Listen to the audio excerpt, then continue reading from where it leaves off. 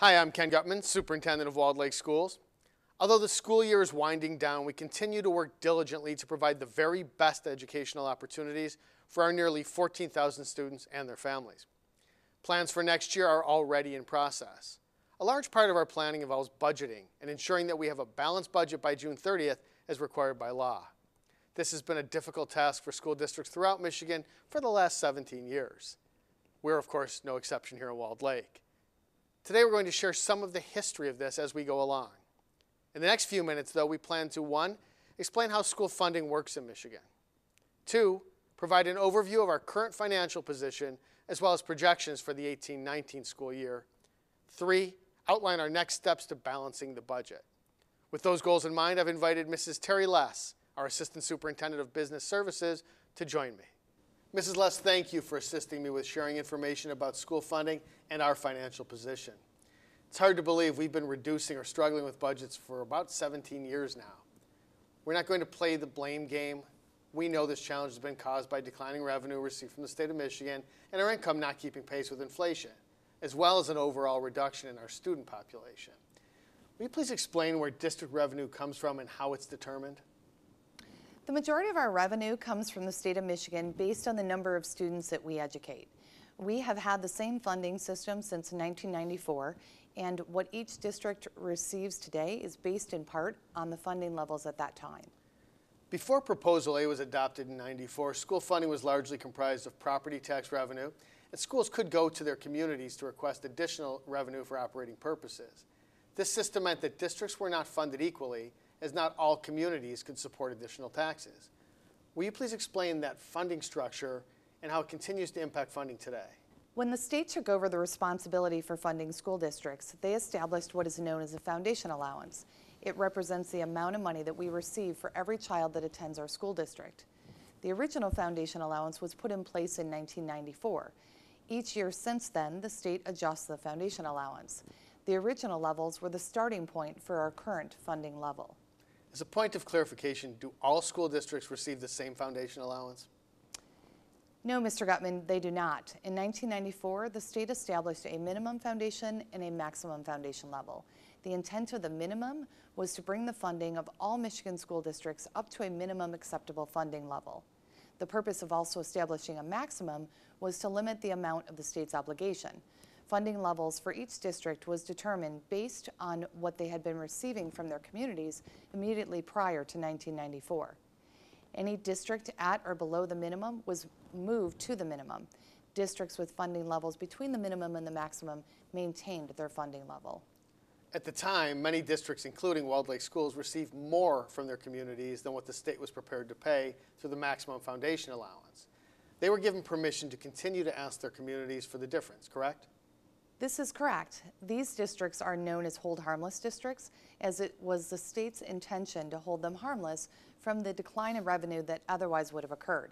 Since then, both the minimum foundation allowance and the maximum foundation allowance have been adjusted by the state on an annual basis. As I recall, one of the goals of Proposal A was to reduce the inequality in school funding levels across the state, although not to eliminate it. This effort began when the state established a minimum foundation level. Will you please explain how the state has continued to reduce the inequality? Well, many years when the state increases the foundation allowance, they use what is known as a 2-time or 2x formula. What this means is that districts that are at the current minimum funding level receive twice the increase that those districts at the maximum level receive. Over time, this mechanism reduces the differences between the minimum and the maximum. The 2x or 2-time formula has been used during each of the last 5 budget cycles. When we began, you mentioned that we receive the foundation allowance for each student we educate. Will you please share a little bit about how the number of students is determined? The number is determined based on what is known as the blended count. There are 2 count days designated by the state each year. During any given school year, we receive credit or dollars for 90% of the students counted in October of that school year and 10% of the students counted in the prior February. The combining of the 2 percentages determines our blended count. Clearly, allowing districts to count 10% of the prior year is helpful when a district is experiencing declining enrollment, as ours is and as many districts are. Mrs. Less, do you have any information to share about the enrollment we've experienced here in Walled Lake? The following graph shows the enrollment history for Walled Lake Schools since Proposal A, as well as the next 5-year projections. You will notice that early on and for the first 13 years, Walled Lake Schools were growing. Then, beginning with 2007-08 and for the 5 years that followed, enrollment was unstable and we saw ups and downs. Since 2012-13, we have seen enrollment decline every year.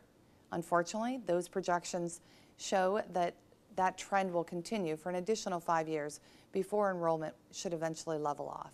You know, it's difficult to believe that enrollment was nearly 16,000 students fewer than 10 years ago, and we're now just under 14,000. Enrollment declines aren't unique to Walled Lake Schools and have been felt by virtually every district in Michigan. While the economy's improved and we're seeing homes being built in various areas of our district and our community, birth rates in Oakland County have impacted our enrollment for the last several years and will continue to cause declines. Our incoming kindergarten classes are simply smaller than our graduating senior class. Understanding that our revenue depends on our enrollment, it's clear what an impact declining enrollment has on our financial position. That's right. There have been years also when the foundation allowance was reduced, and increases over the last several years have not made up for those losses.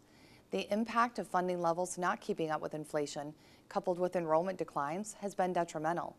The following graphs show how increases have not kept pace with inflation, and as a result, has certainly required districts to make reductions and for our employees to take wage and benefit concessions. The adequacy of school funding has received a lot of attention in our state, as well as several other states. The state of Michigan completed an adequacy study in 2016, which was then expanded upon by the Michigan School Finance Collaborative. Those results were available this past January and include several recommendations for changes to how schools are funded and at what level. If fully funded, their recommendations would result in significant increases for our district and other districts.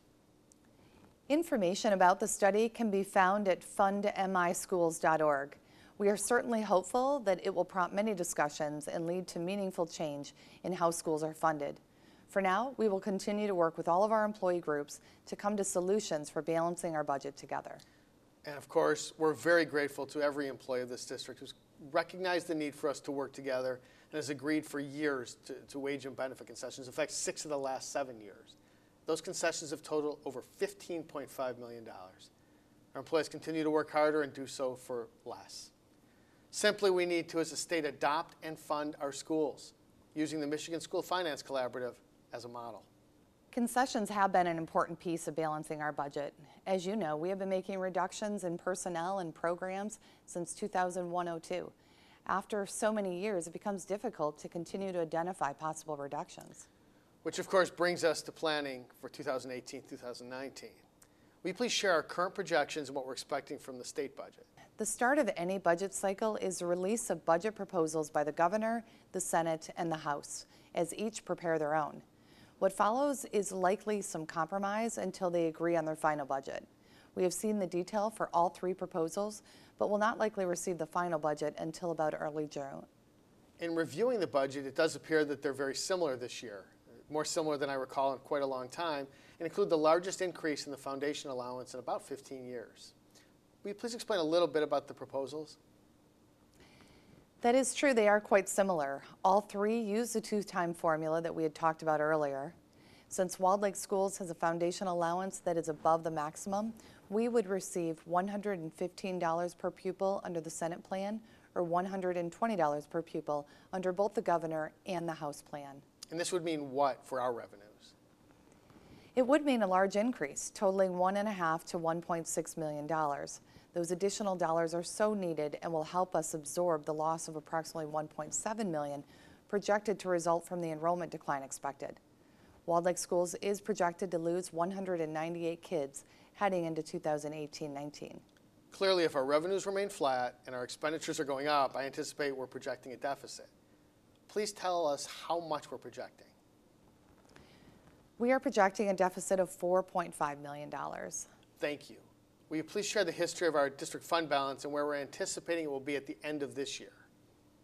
This graph depicts the history as well as the projected balance at the end of 17-18 school year, which is $11.9 million. And why did district fund balance increase in the 16-17 school year? Fund balance will fluctuate each year, and unless we plan to use a portion of it, which we have done on occasion, it should typically increase at least a small amount. Part of that is a function of how we must budget. We have to develop a balanced budget each year and cannot spend more than we budget. As a result, we are conservative and build in a buffer. During 2016-17, we added approximately $1.3 million more than what we had planned to our fund balance. While that is a large sum, it represents less than 1% of our annual expenditures. In recent years, I know the state's passed some laws around the financial condition of school districts, including the level of fund balance. The school district is subject to greater scrutiny, and reporting requirements of one of several conditions exist. One of those conditions requires a district to maintain a fund balance of no less than 5% of annual revenue. What percentage of revenue is our projected $11.9 million fund balance? Mr. Gutman, $11.9 million is 7.5% of our current annual revenue. While this provides some cushion from the state requirements, the Michigan school business officials and our auditors recommend a fund balance equal to 15%. Mrs. Les, thank you for sharing our current financial status. Our next steps will include determining a plan to eliminate the projected $4.5 million deficit. As mentioned, there are not a lot of options remaining to cut programs or individuals. We will continue to work with each of our bargaining groups in the hope of reaching a plan together. A final balanced budget will then be brought to the Board of Education for approval. We will continue to be transparent, and we will ensure that everyone has a chance to ask questions about the budget or anything they'd like to get clarified. If you have a question, a suggestion, a concern, a thought, or even praise, please feel free to share those at budget@wlcsd.org. We will continue to provide exemplary instruction and provide a safe environment at every level and in every school, regardless of how much we receive from the state. As always, I appreciate the commitment of this entire educational community to work collaboratively to help us make decisions that are centered on what is best for every child, every day.